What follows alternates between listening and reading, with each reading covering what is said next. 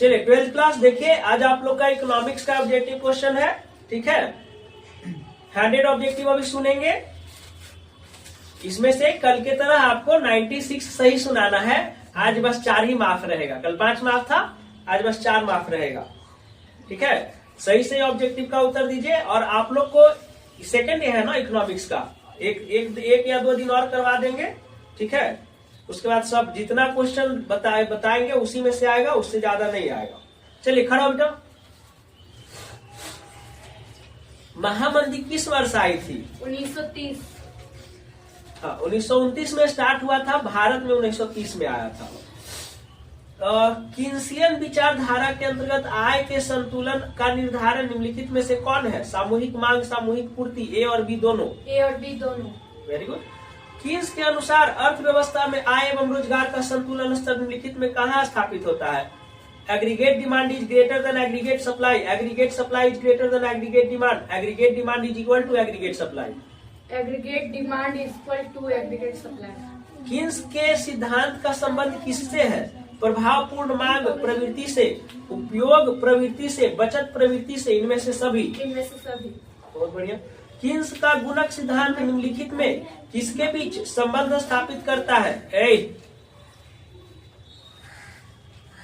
Keynes का गुणक सिद्धांत निम्नलिखित में किसके बीच संबंध स्थापित करता है? निवेश तथा आय के बीच, आय तथा उपभोग के बीच, बचत तथा निवेश के बीच, निवेश तथा आय के बीच। गुणक को निम्नलिखित में से किस सूत्र द्वारा व्यक्त किया जाता है ना? K is equal to change in, क्या है? Change in Y divided by change in I, है ना? या इनकम माइनस सेविंग, या change in saving divided by change in income. क्या होगा? K बराबर चेंज इन Y बटा में change in I।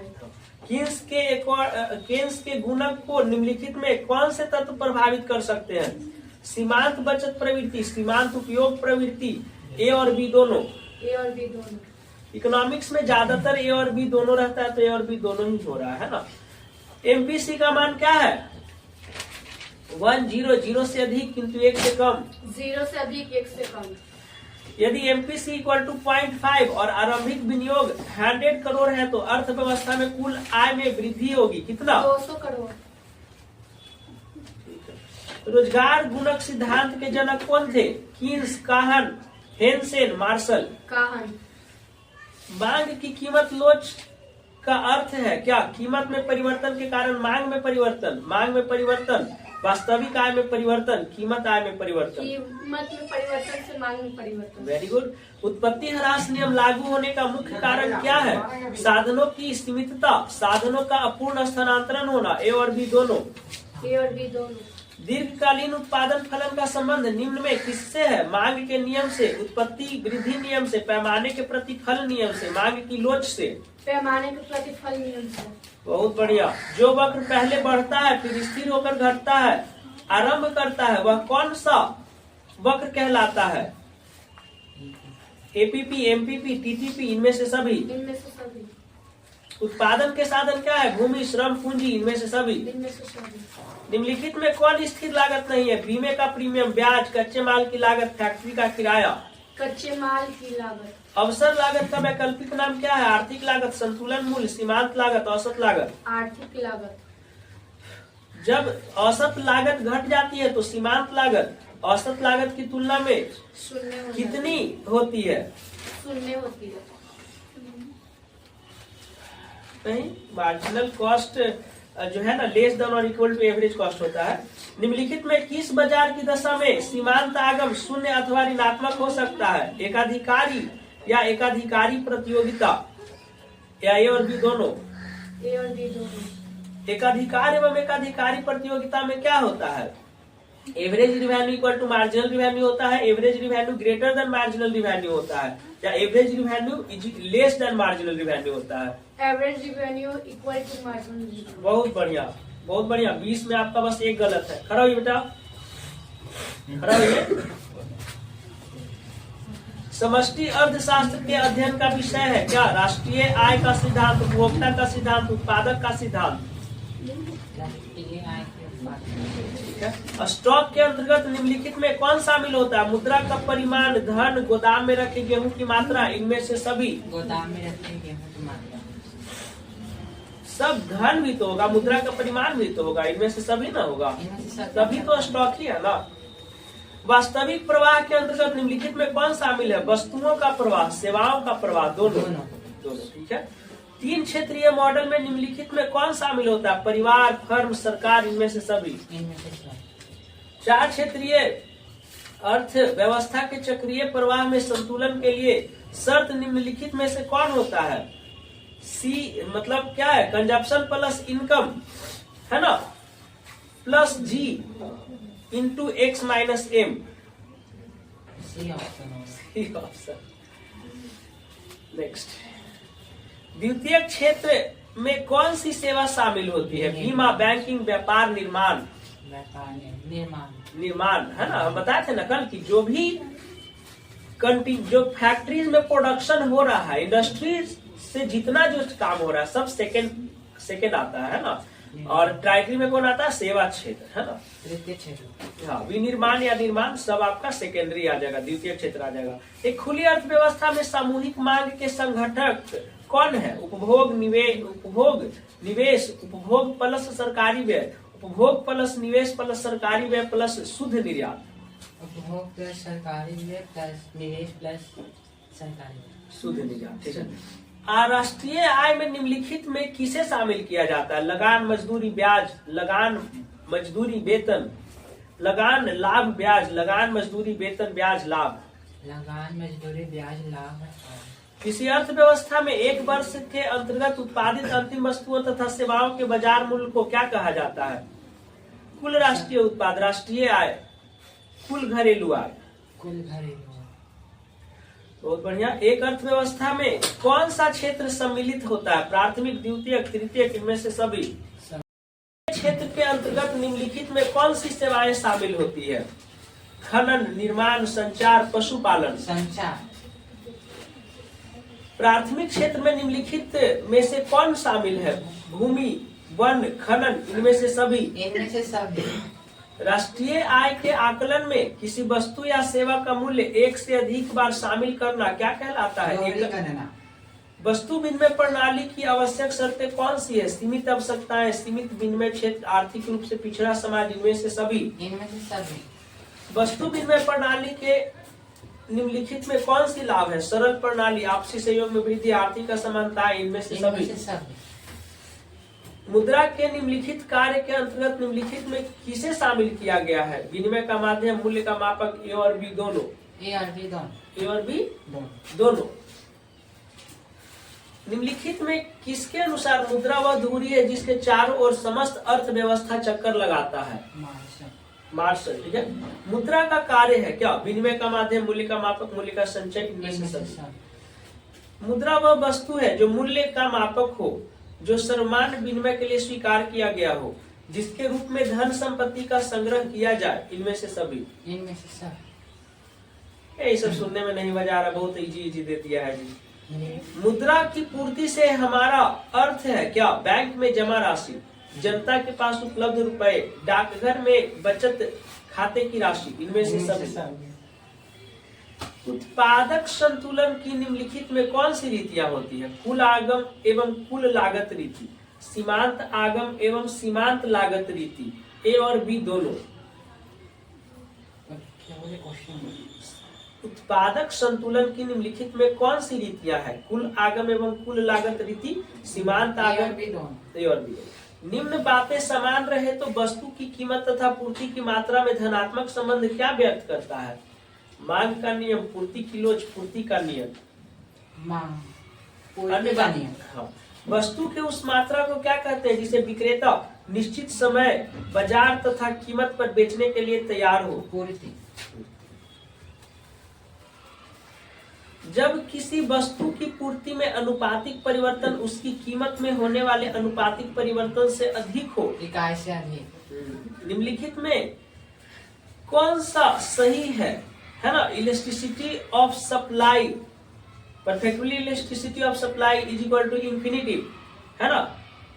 More than unit electricity means electricity of supply is greater than 1 और इनमें से परफेक्टली इनइलास्टिक मीन्स की electricity of supply is equal to 0 और all of this. all of these यदि किसी वस्तु की कीमत में 60% की वृद्धि हो परंतु बोलेंगे बैठने के लिए, यदि किसी वस्तु की कीमत में 60% की वृद्धि हो परंतु वस्तु पूर्ति में केवल 5% की वृद्धि हो तो ऐसी वस्तु पूर्णता बेलोचना नहीं बेलोचदार होगा, इनइलास्टिक होगा। हाँ, elasticity of price is greater then electricity of supply है ना, तो इनइलास्टिक ना होगा। हाँ। बेलोचदार मतलब कि परफेक्टली इनइलास्टिक, यानी कि 0 होना चाहिए, है ना। एकाधिकार बाजार क्या दर्शाता है? उत्पादन प्रक्रिया, वितरण प्रणाली, बाजार प्रवृत्ति, इनमें से कोई नहीं। बाजार प्रवृत्ति। पूर्ण प्रतियोगिता में निम्नलिखित में कौन सा कथन सही है? फर्म कीमत प्राप्त करता होता है, कीमत निर्धारक नहीं। फर्म की मांग पूर्णतः लोचदार होती है, औसत आगम और समांत आगम बराबर होता है, इनमें से सभी। कौन प्रतियोगिता बाजार? हाँ। इनमें से सभी। एकाधिकार की निम्नलिखित में कौन सा कथन सही है? फर्म कीमत निर्धारित होती है, एक क्रेता और अधिक विक्रेता। थर्ड, निकट स्थापन का अभाव, नए फर्मों के प्रवेश पर प्रतिबंध। एकाधिकार प्रतियोगी माने। एकाधिकार में, है ना, मोनोपोली मार्केट में कौन सा सही है?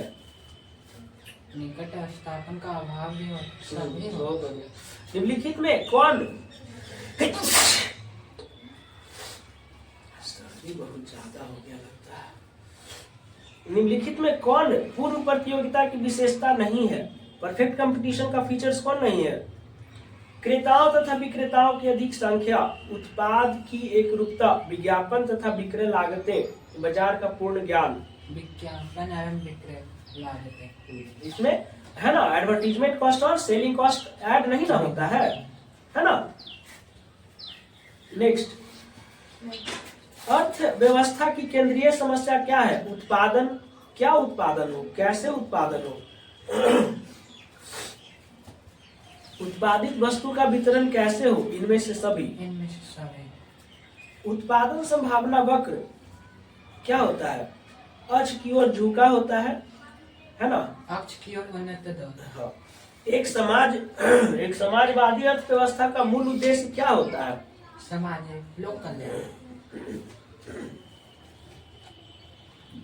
एक समाजवादी अर्थव्यवस्था का मूल उद्देश्य क्या होता है? अधिकाधिक उत्पादन, आर्थिक स्वतंत्रता, मुनाफा कमाना, अधिकतम लोक कल्याण करना। अधिकतम लोक कल्याण। किसी अर्थव्यवस्था में कीमत तंत्र के आधार पर निर्णय लिए जाते हैं, समाजवादी, पूंजीवादी, मिश्रित। पूंजीवादी। सबसे पहले माइक्रो शब्द का प्रयोग करने वाले कौन थे? Ragnar Frisch. ऑप्शन सुनिए, मार्शल, बेइंग, Keynes, Ragnar Frisch. Ragnar Frisch. व्यष्टि अर्थशास्त्र में निम्नलिखित में से किसका अध्ययन किया जाता है? व्यष्टि, मैक्रो इकोनॉमिक्स। मैक्रो इकोनॉमिक्स में हम लोग किसका अध्ययन करते हैं? छोटी छोटी इकाइयों का। व्यष्टि। उपयोगिता का गणनावाचक सिद्धांत निम्न में से किसने दिया? Marshall, Pigou, Hicks, Marshall. बैठिए, खड़ा बेटा है। जब कुल उपयोगिता अधिकतम होती है तो सीमांत उपयोगिता शून्य होती है। उदासीनता वक्र कैसा होता है? मूल बिंदु की ओर उन्नतोदर, मूल बिंदु की ओर अवनतोदर, ए और बी दोनों, इनमें से सभी। मूल बिंदु की ओर उत्तरोत्तर। तटस्थता वक्र का झुकाव कहाँ होता है? बाएं से दाएं। बाएं से दाएं। संतुलन कीमत के निर्धारक घटक निम्नलिखित में कौन है? वस्तु की मांग, वस्तु की पूर्ति, दोनों, इनमें से सभी। ए भी दोनों। ठीक है, बहुत बढ़िया। निम्नलिखित में किसने कीमत निर्धारण प्रक्रिया में समय तत्व का विचार प्रस्तुत किया? रिकार्डो, मार्शल। बहुत बढ़िया। पूर्ण प्रतियोगिता में किसी वस्तु का मूल्य निर्धारित होता है मोल भाव द्वारा, उत्पादन लागत से, सीमांत उपयोगिता। बहुत बढ़िया, ऐसे ही याद किया कीजिए, बिना ऑप्शन के सुनने में ना या बताने में अलग ही मजा है। पूर्ण प्रतियोगिता में फर्म क्या होता है? कीमत को निर्धारित करता है, कीमत अति अल्पकाल में पूर्ति होती है। कैसा? पूर्णतः लोचदार, पूर्णतः बेलोचदार। प्रत्येक बाजार की दशा में एक फर्म के संतुलन के लिए कौन सी शर्त पूरी होना आवश्यक है? AR = MC, MR = MC, MC वक्र MR वक्र के नीचे से कटता है। BC दोनों। साम्य कीमत का निर्धारण निम्न में से किसके द्वारा होता है? मांग, पूर्ति, ए और बी दोनों। लगान क्या है? वास्तविक आय माइनस हस्तांतरण आय, वास्तविक आय प्लस हस्तांतरण आय। वास्तविक आय माइनस हस्तांतरित आय। अंग्रेजी शब्द मैक्रो ग्रीक भाषा के शब्द मैक्रोज से लिया गया है, जिसका अर्थ होता है व्यापक। बहुत बढ़िया। समष्टि अर्थशास्त्र की निम्नलिखित में कौन सी सीमाएं हैं? सामूहिक अर्थशास्त्रीय विरोधाभास, व्यक्ति की इकाइयों की अवहेलना, ए और बी दोनों। किसी वस्तु की मानवीय आवश्यकता की पूर्ति की क्षमता को क्या कहा जाता है? उपयोगिता। ह्रासमान विस्थापन दर में क्या होता है? वस्तु एक की अधिक मात्रा, वस्तु दो की कम मात्रा, वस्तु एक ए बी दोनों। ए बी दोनों। मांग में कौन सा तत्व निहित होना आवश्यक है? उपभोग की इच्छा, एक निश्चित मूल्य, साधन व्यय करने की इनमें क्षमता। से सभी। बहुत बढ़िया। किस प्रकार की वस्तु में मूल्य में कमी होने से मांग में वृद्धि नहीं होती है? अनिवार्य वस्तु। ऐसी वस्तुएं जिनका एक दूसरे के बदले प्रयोग किया जाता है क्या कहलाती है? पूरक वस्तुएं। स्थापन वस्तुएं। बहुत बढ़िया। मांग फलन को निम्नलिखित में कौन सा समीकरण व्यक्त करता है? px dx equal to px, dx equal to factor px। dx is equal to factor px। मांग में कमी के निम्नलिखित में कौन से कारण है? आय में कमी, क्रेता की संख्या में कमी, उपभोक्ता की इनमें से रुचि में। सभी। पेट्रोल की कीमत बढ़ जाने पर कार का मांग वक्र खिसक जाता है। नीचे की ओर। इकाई से कम मांग की लोच को निम्नलिखित में कौन व्यक्त करता है? इनमें से सभी। आवश्यक वस्तु, आरामदायक वस्तु, विलासिता वस्तु। इनमें से सभी। नहीं आवश्यक वस्तु। हाँ, मतलब इनमें से सही है तो सबके आंसर इनमें से सही है डाल दीजिएगा। चलिए, मांग की लोच को प्रभावित करने वाले घटक कौन है? वस्तु की प्रकृति, कीमत स्तर, आय स्तर, इनमें से सभी। निम्नलिखित में से कौन सा मुद्रा का कार्य नहीं है? विनिमय का माध्यम, कीमत की स्थिरता, लेखा की इकाई, ये भी होगा, है ना। जनता का बैंक कौन सा है? व्यापारिक बैंक, केंद्रीय बैंक। बैंक का एजेंसी कार्य क्या है? ऋण देना, जमा स्वीकार करना, ट्रस्टी। एटीएम का पूरा नाम?